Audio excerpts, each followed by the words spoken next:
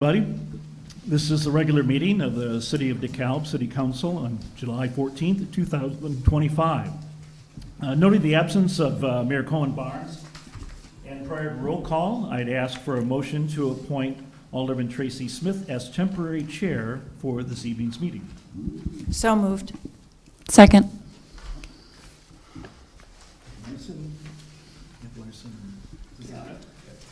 Roll call. Okay, all in favor by saying aye? Aye. Opposed? Same sign? Thank you. We'll now call roll. Zazada, Yes. Larson, Here. Carlson, Yes. Powell, Here. Burbick. Here. Walker. Here. Smith. Here. Thank you. Temporary chair, you can proceed. Shadow, you want to go with the Pledge of Allegiance, please?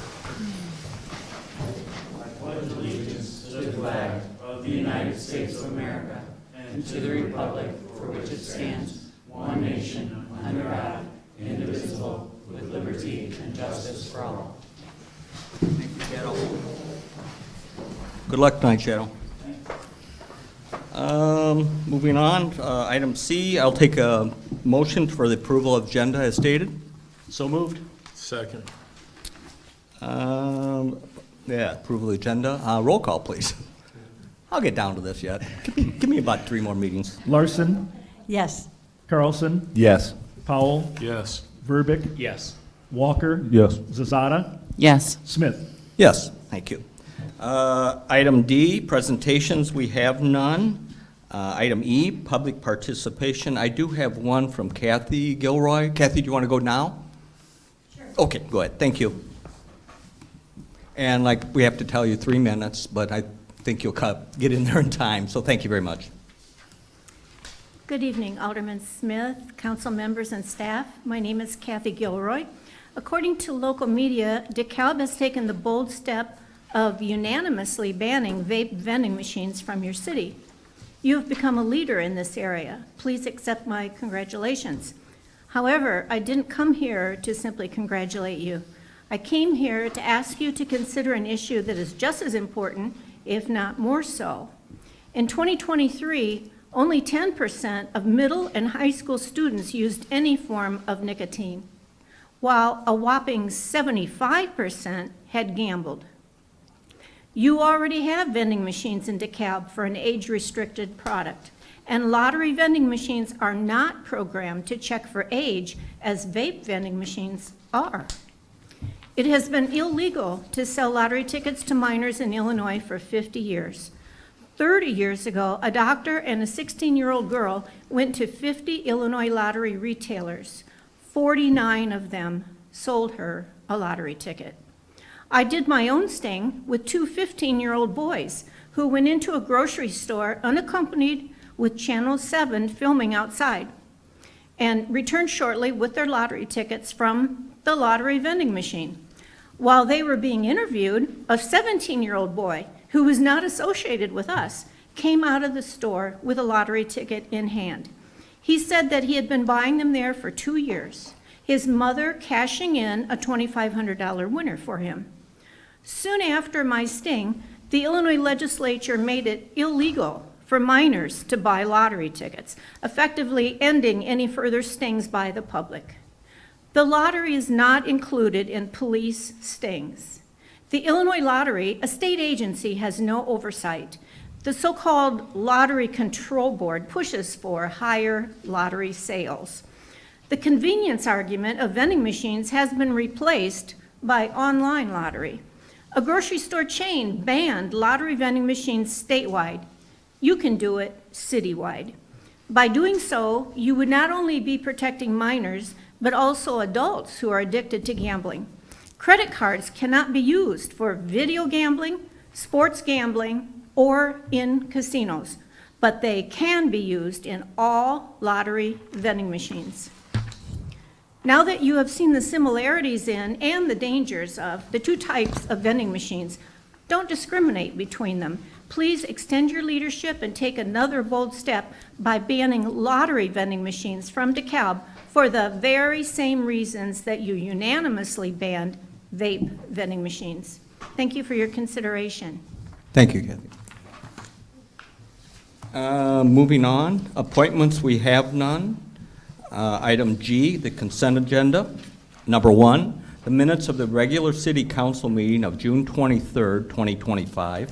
Number 2, accounts payable and payroll through July 14th, 2025 in the amount of $4,946,518.24. Item 3, investment and bank balance summary through May of 25.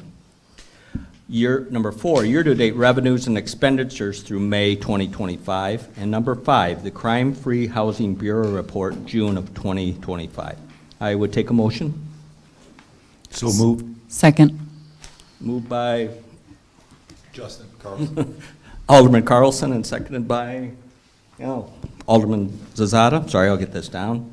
Roll call, please. Carlson, Yes. Powell, Yes. Verbic, Yes. Walker, Yes. Zazada, Yes. Larson, Yes. Smith. Yes. Moving on to item H, public hearings, we have none. And item number I, considerations. Consideration number 1, consideration of a proposed fiscal year 20 or FY 2026 budget calendar. City Manager? Thank you. The background that you have highlights several meetings that every year are particularly important to the process. It's about a 6-month process. And one of them comes up in mid-August. It's the third Monday in August. This year, that's August 18th. And that's the joint meeting of the Council and the Finance Advisory Committee. At that meeting, we typically go through the general fund expectations, both on the revenue and the expenditure side.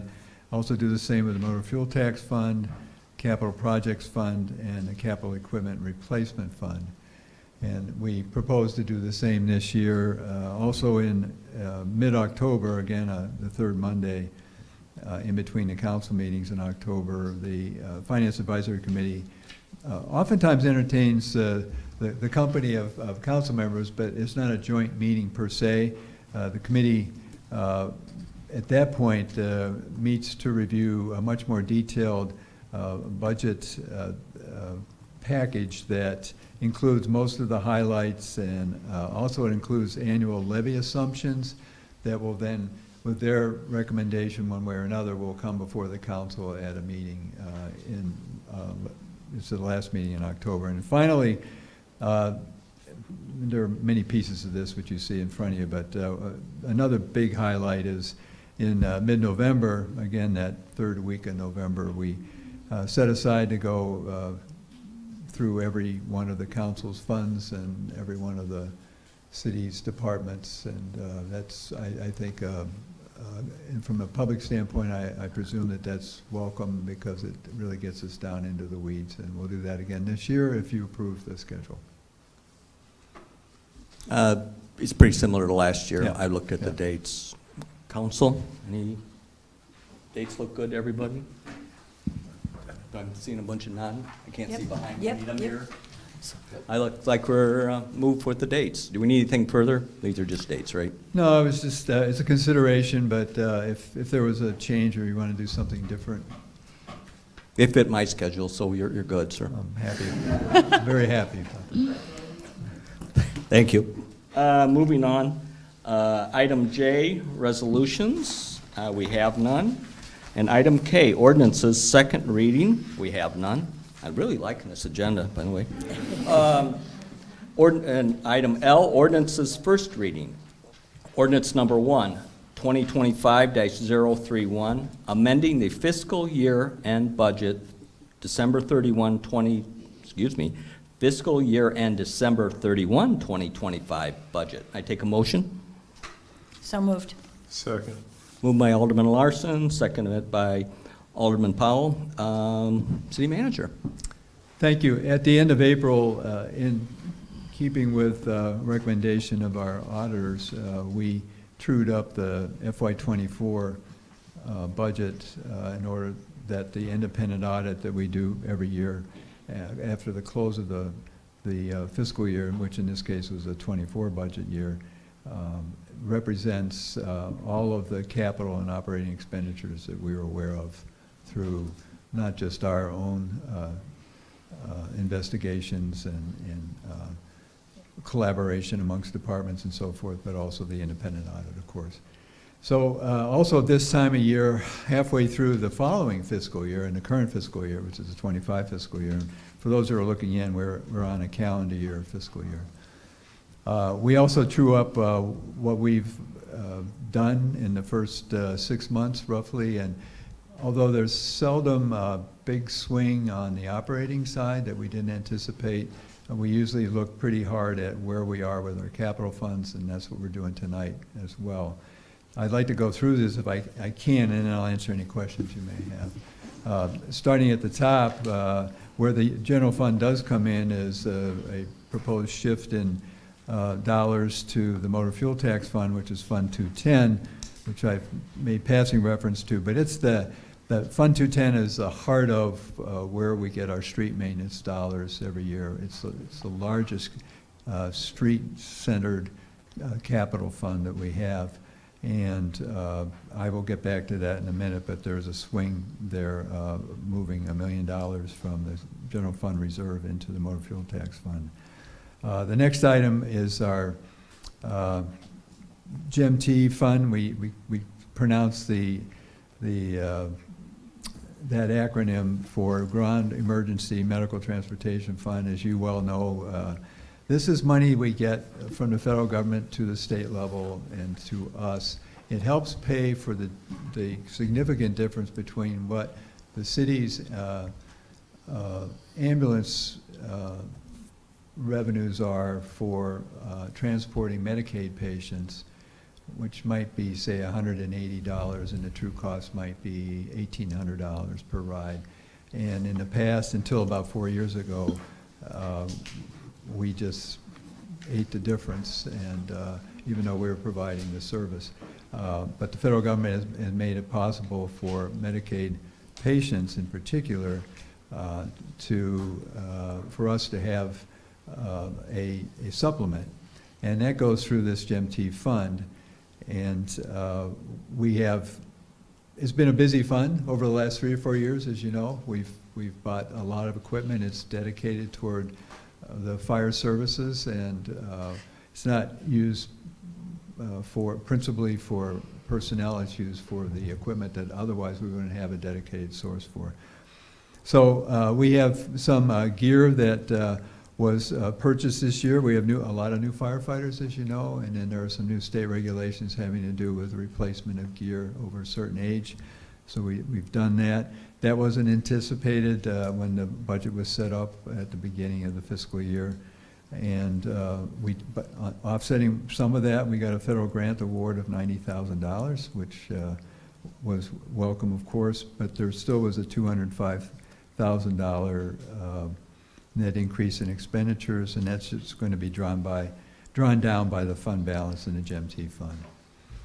Item C, which is now we're getting into housekeeping that is a carryover from the late April resolutions that were passed relating to street maintenance projects, such as the Peace Road improvements down by Fairview, leading up to the Peace Road interchange, and then also the 2 bridge projects. We've talked about this. We've had a lot of detail on this background.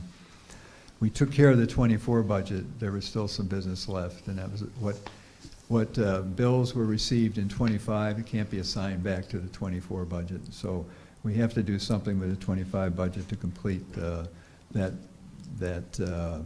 obligation to pay both engineering costs and also some construction costs. One of the things that arises with state-funded projects is there's often a delay because of the much larger institutional processes at the state level through IDOT, and sometimes it's 6 months, 9 months, a year before we get all of the information we need to know whether we're under budget, over budget, where are we.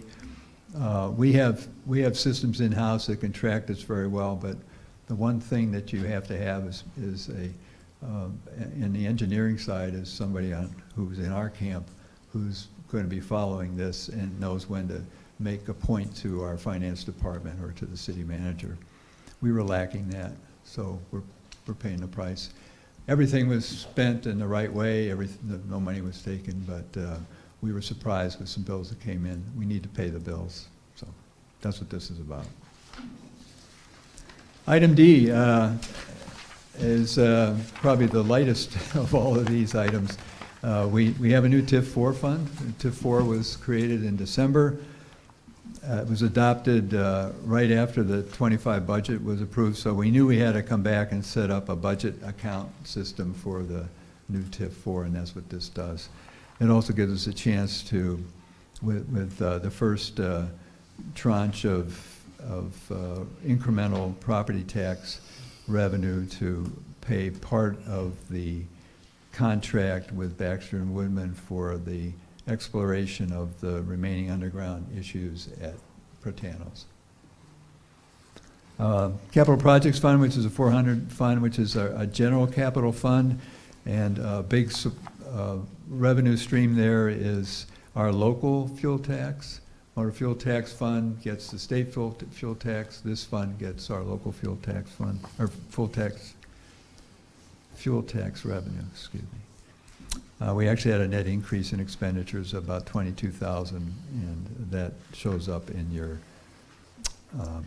picture here on page 4. A couple other things real quickly.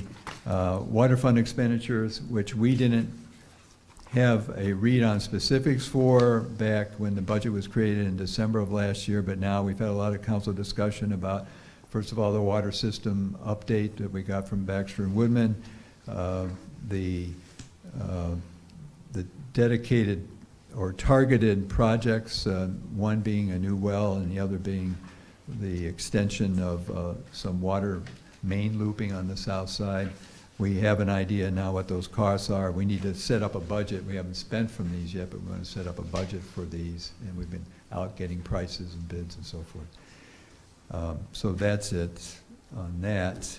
And finally, Water Capital Fund, related to what I just said, we have an upgrade of our SCADA system, which is that electronic system by which we mined the water that's in our towers, the water that's being pumped on a daily basis, and we try to keep in balance across the whole system.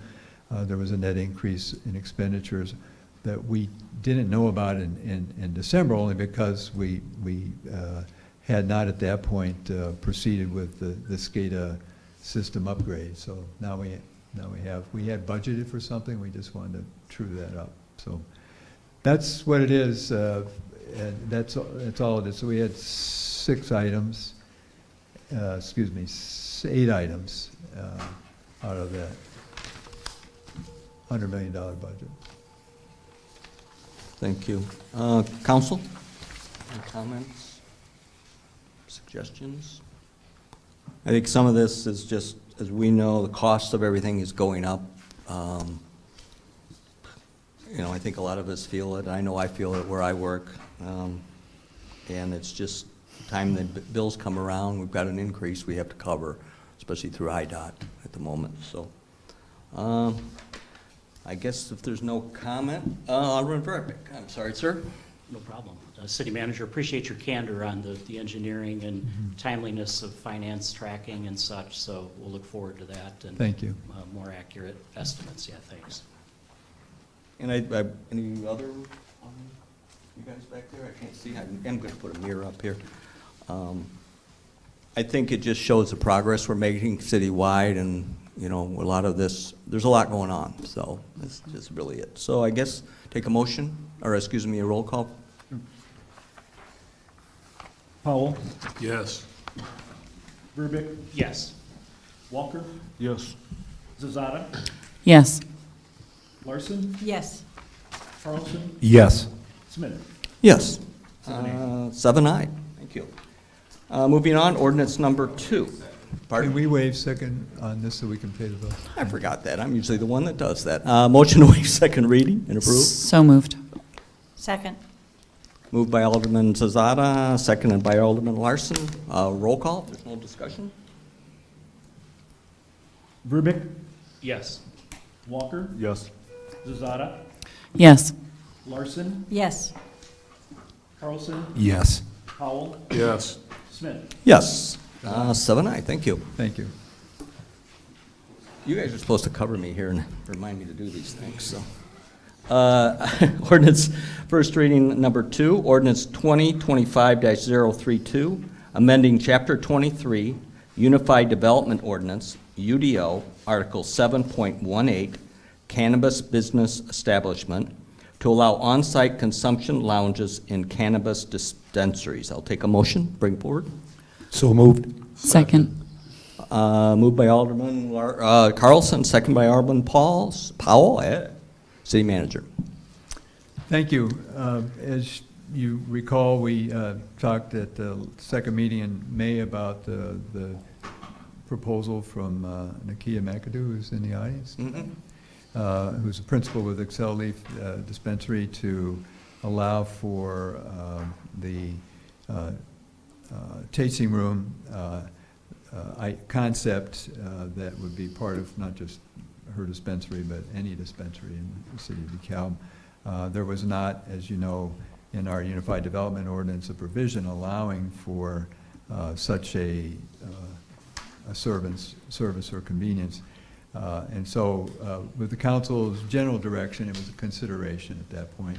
It went to the Planning and Zoning Commission, and our city planner, Dan Olson, led the conversation there. The amendments that are before you tonight in language establish the conditions that would allow for on-site consumption of edibles, not smoking of inhalable products.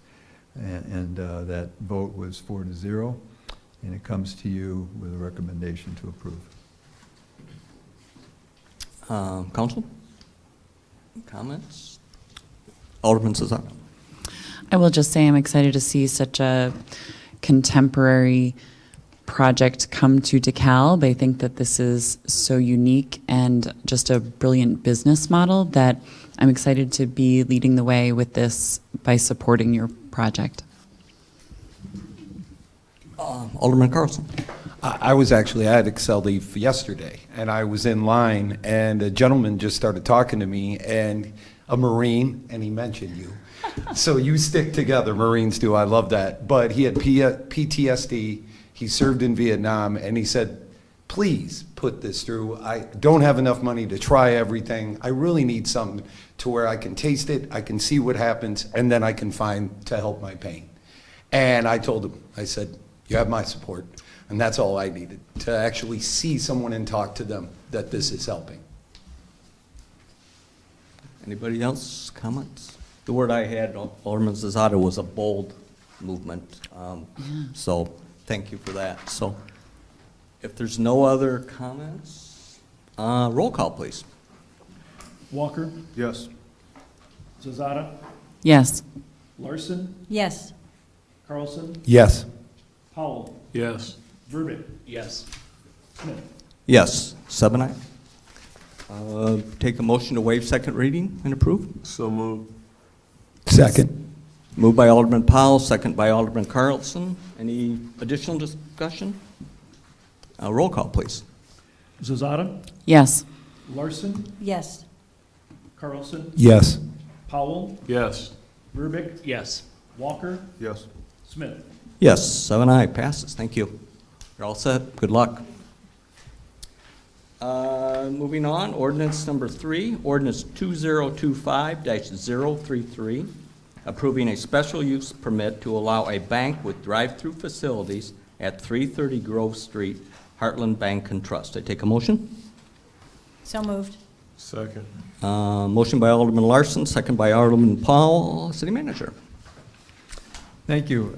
This, as you know from the background, is a special use application from Heartland Bank for a drive-through facility at 330 Grove, which is at the southwest corner of Grove and South 4th Street. The proposed building there will be a single-story structure, about 2,100 square feet of interior space. It will include 2 commercial drive-through lanes and an ATM drive-through lane. In your background tonight, there was an illustration of what that would look like in terms of the site plan.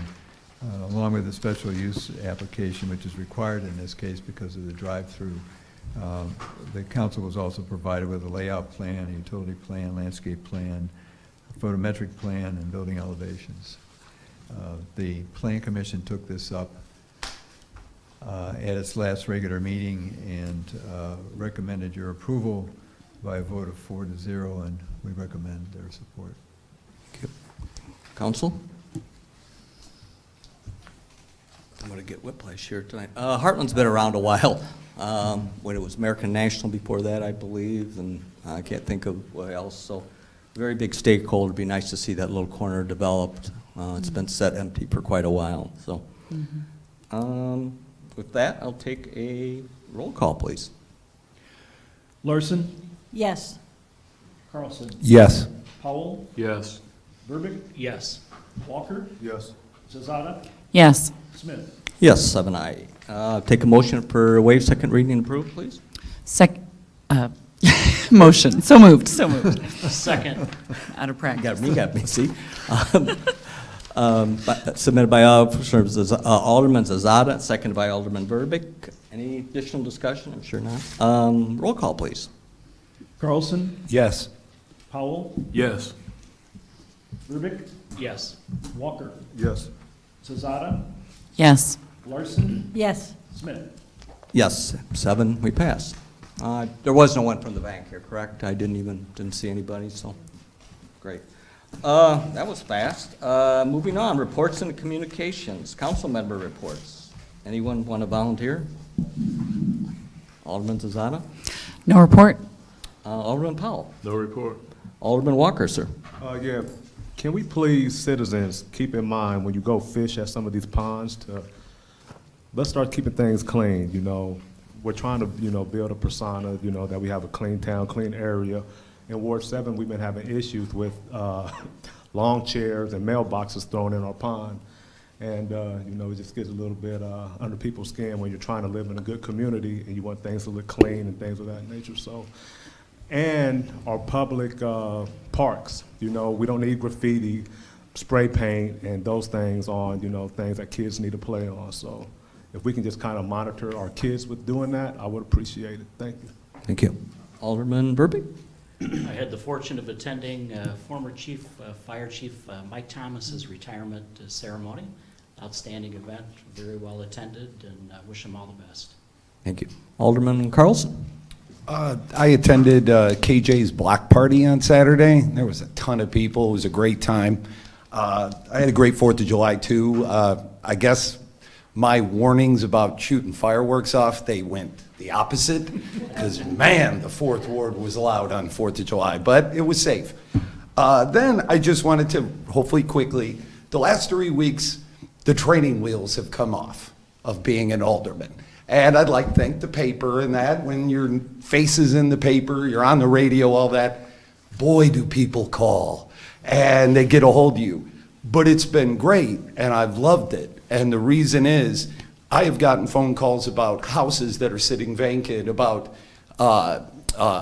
twins, about so many things, but also the history, really, of the last 25 years of DeKalb and everything that's being done.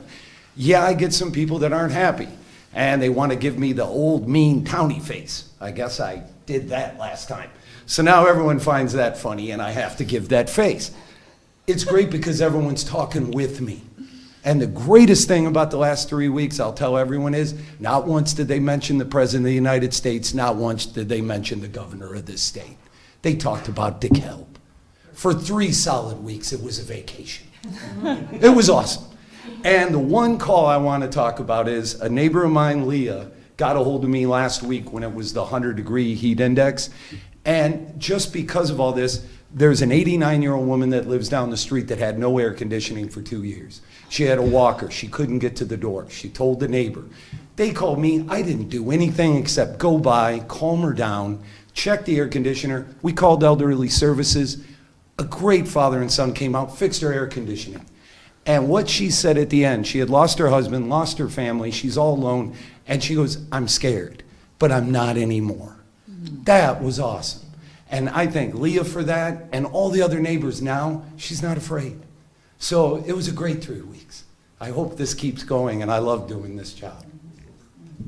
Thank you. Alderman Carls? Alderman Larson? Larson. Boy, I think I know everybody all these years, right? That's okay. I too was able to say goodbye to our Chief Thomas at his retirement.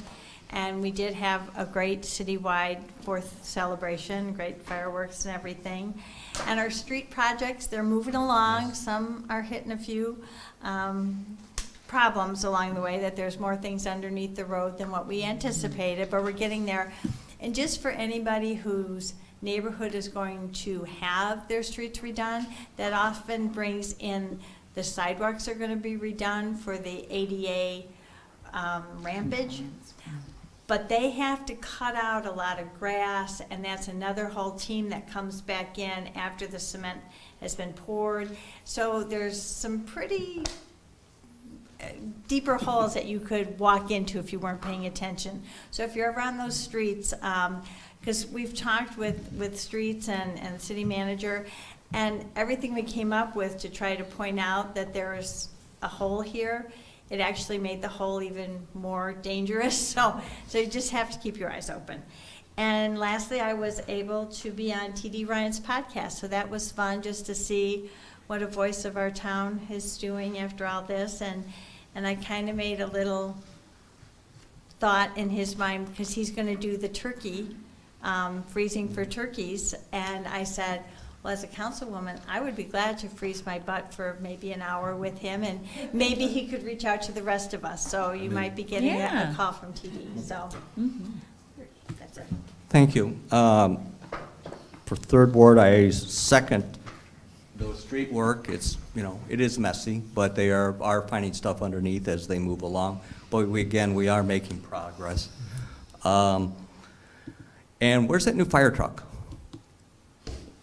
Acting chief. So we'll have it, right Sorry. now, there's some upfitting going on, and there's some training going on. At the next regular meeting, we'll have it parked outside. Great, thank you. Okay, I think we're all really glad to see that, so that's all I have. City manager.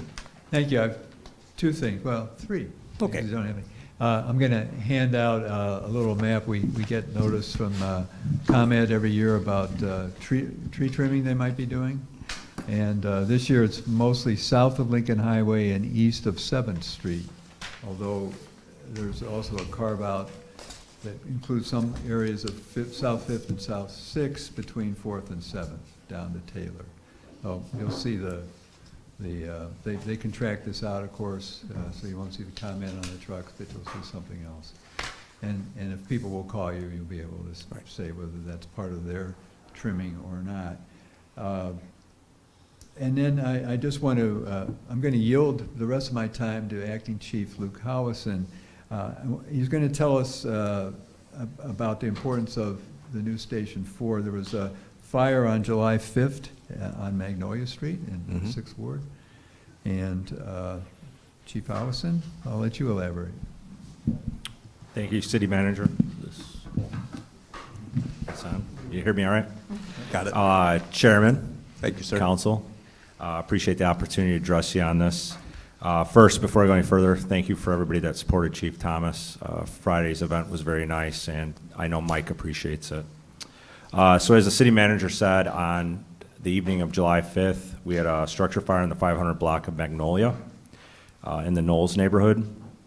And it actually came in as a reported fire seen from the building with people trapped. Obviously, our guys were moving very quickly. I'm happy to report that Engine 4 was on scene in less than 3.5 minutes. That's including putting their gear on. When they pulled out of the station, they could see smoke in the sky. They reported that. And they were on scene quickly, made a timely and aggressive attack on the fire. And I'm just going to tell you, the placement of Station 4 and the support that the council and all the city staff put into it, you made a great decision, and it showed in this event. What was amazing is the aggressive attack by the firefighters were all able to allow the occupants to stay in the home. I was surprised at that because on their arrival, it was starting to get into the attic. And if it would have been the normal response time of Station 2 or 3 getting there, you're talking another 3 to 5 minutes. So definitely would have been a different story. And just want to thank you for making that possible. The homeowner was very appreciative. He knew the difference, so Mr. Verbeek, you might hear from him. He was very positive in his remarks about that station being there. So, yeah, with that, another point, we handled 5 other emergency calls during that fire as well. So that has just given us a lot of flexibility to, make a difference in the community, and talked to the city manager and thought you should hear that firsthand from us. Thank you. That's it? I feel like we should stay around a little while longer. So. I guess we'll move on. Executive session, we have none. And item O, adjournment. Take a motion. So And we moved. do roll call. I always forget. Voice vote. All in favor of adjournment? Pardon? Second. There you go. Who we have first? I'm sorry. Zazada. Sazada, second. Oh, boy, it's been a long day, guys. Vacation was, You done great. did me well. All in favor of an adjournment, say aye. Aye. Nay, same sign. And we are adjourned. Thank you, folks. Boy, that's rough work.